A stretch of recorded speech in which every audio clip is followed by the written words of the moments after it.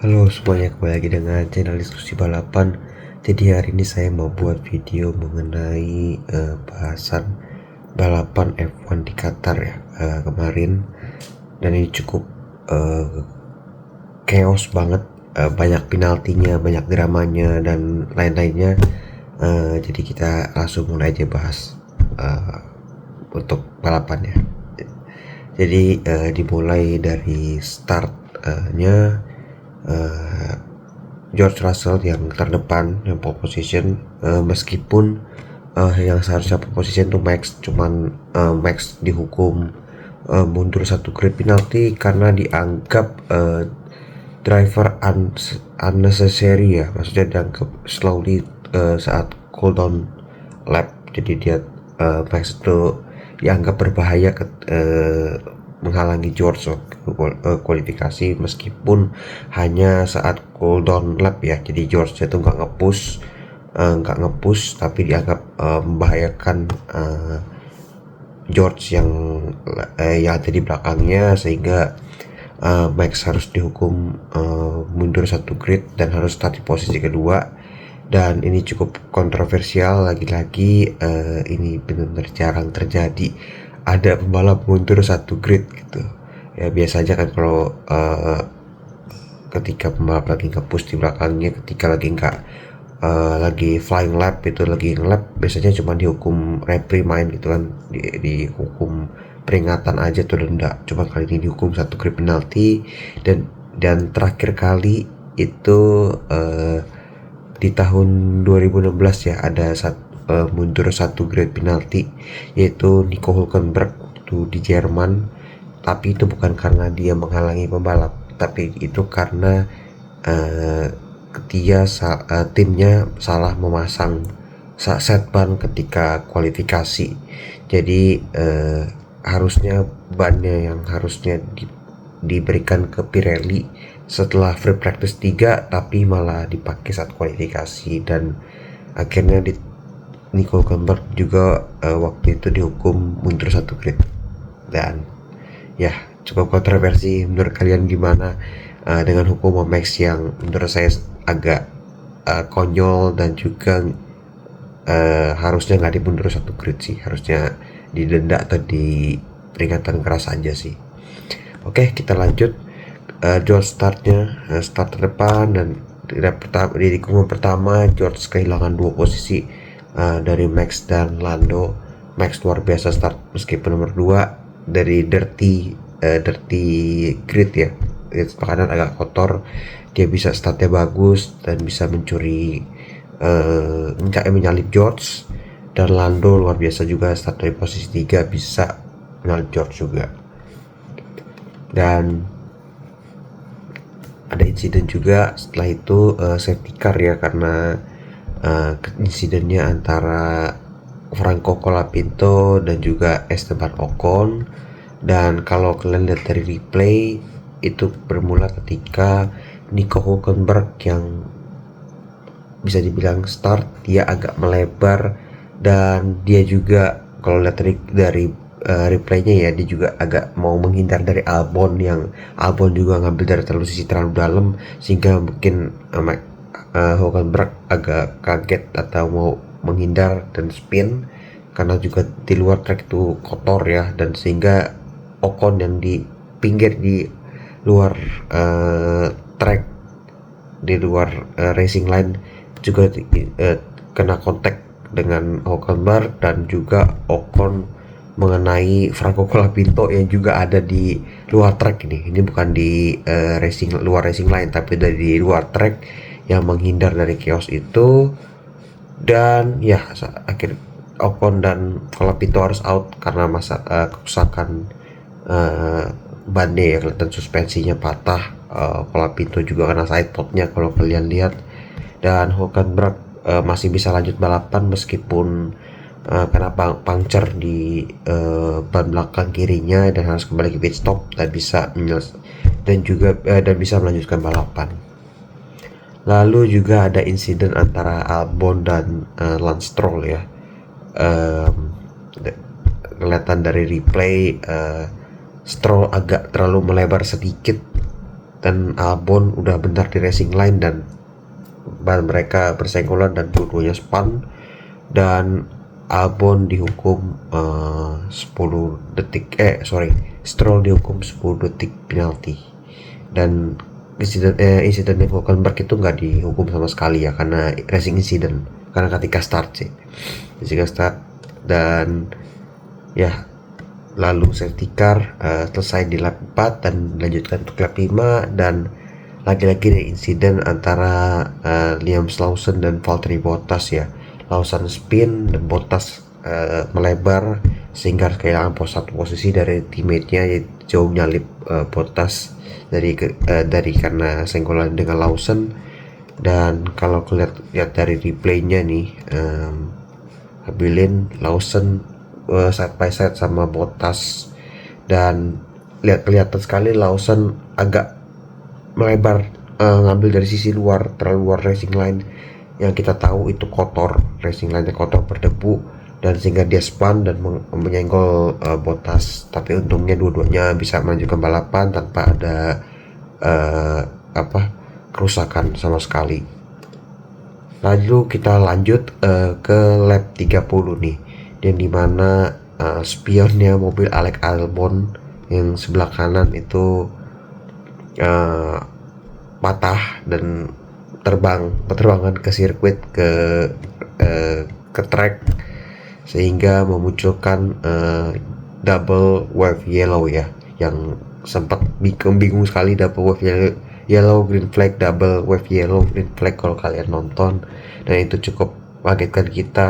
Dan anehnya lagi, ini race director tidak tegas kurang tegas sama sekali. Seharusnya kenapa nggak virtual safety car atau safety car aja langsung, kenapa harus double wave yellow begitu, sampai green flag sampai 2 kali dan 3 kali nggak jelas.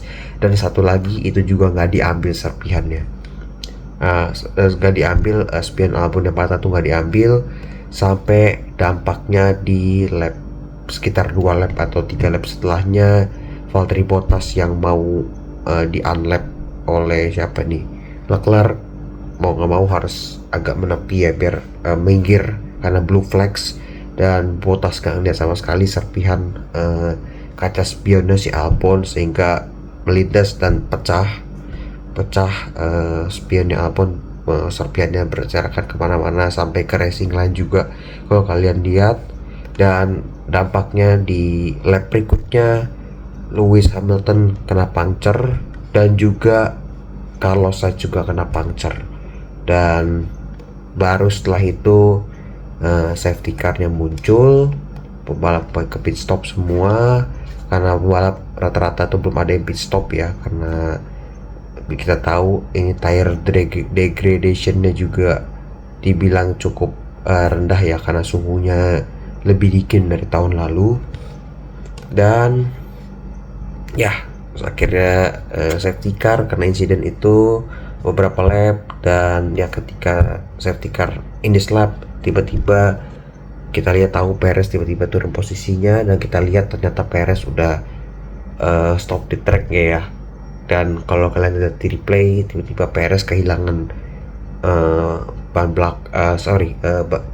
belakangnya slip gitu, jadi melintir, dan ketika balik ke sirkuit mesinnya mati, dan itu pasti ada kesalahan dari mobilnya mungkin. Dan ya, akhirnya, dan juga ada Nico Hulkenberg yang spin di tikungan berapa nih, 12 kalau nggak salah. Dia kalau lihat dari replay, Hulkenberg terlalu ngepush agak sedikit keluar racing line juga, dan mungkin ada dirty air juga, jadi dia kehilangan kendali dan spin, stuck di gravel, dan safety car kembali lagi.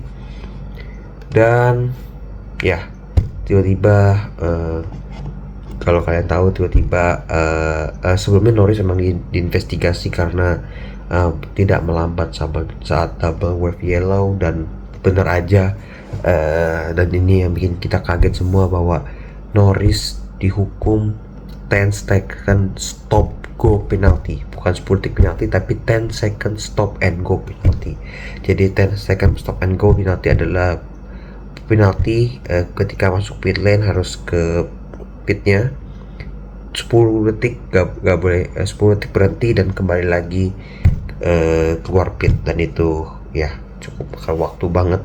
Dan ini cukup mengejutkan juga, cukup mengagetkan bahwa Stewart kemarin penaltinya benar-benar gila banget, benar-benar agak benar tegas, dan kita juga nggak expect separah ini penaltinya.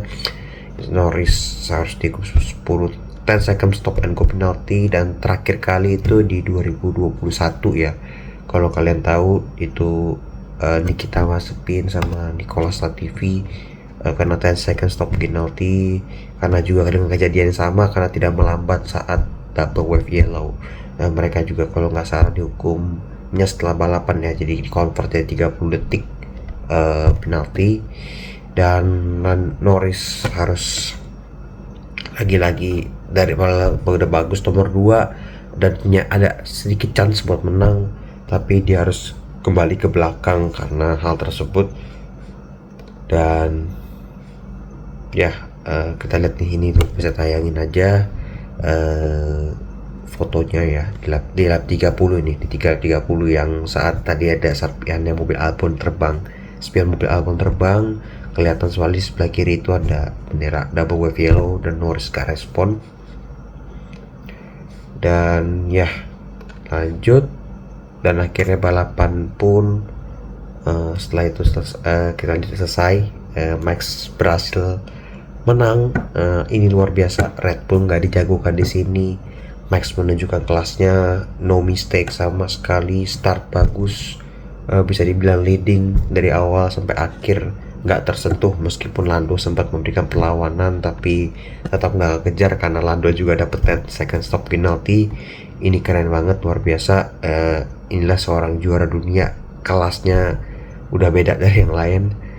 Dan kedua, Charles Leclerc yang luar biasa bisa memaksimalkan Ferrari yang bisa dibilang kurang dijagokan di sini.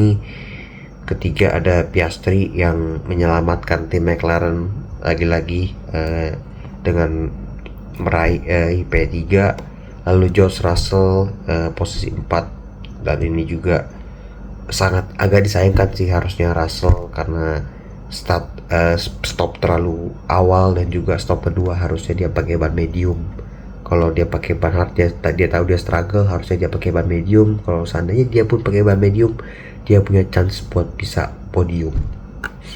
Lalu yang kelima ada Pierre Gasly, ini luar biasa, good defense lawan Sainz.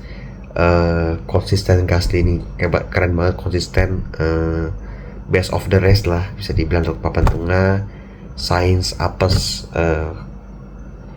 harus kena pancar karena serpihan tadi, tapi dia bisa dibilang ada bilang good comeback lah dari luar top 10 sebenarnya. Ketujuh ada Fernando Alonso, ini juga luar biasa. Aston Martin juga lagi-lagi performanya dalam pertengahan musim ini mengecewakan, bisa dibilang dia salah satu yang terlambat untuk saat ini di grid, tapi bisa memaksimalkan performa mobilnya, dan juga Alonso bisa finish P7. Ini luar biasa untuk Aston Martin. Dan untuk P8 ini luar biasa, Zhou Guanyu akhirnya pecah telur juga kick Sauber setelah udah berapa kali nggak dapat poin sama sekali, bersaing di top 10 sudah setengah mati susah, kualifikasi selalu banyak knock di Q1, tapi Zhou luar biasa, perpisahannya manis untuk dirinya. Dan ini juga jadi modal utama jika seandainya Zhou bakal jadi rumornya bakal jadi reserve driver Ferrari, dan ini bekal yang manis untuk meyakinkan Ferrari bahwa dia layak untuk jadi reserve drivernya. Dan ya, dan Zhou juga dapat driver of the day, ini luar biasa.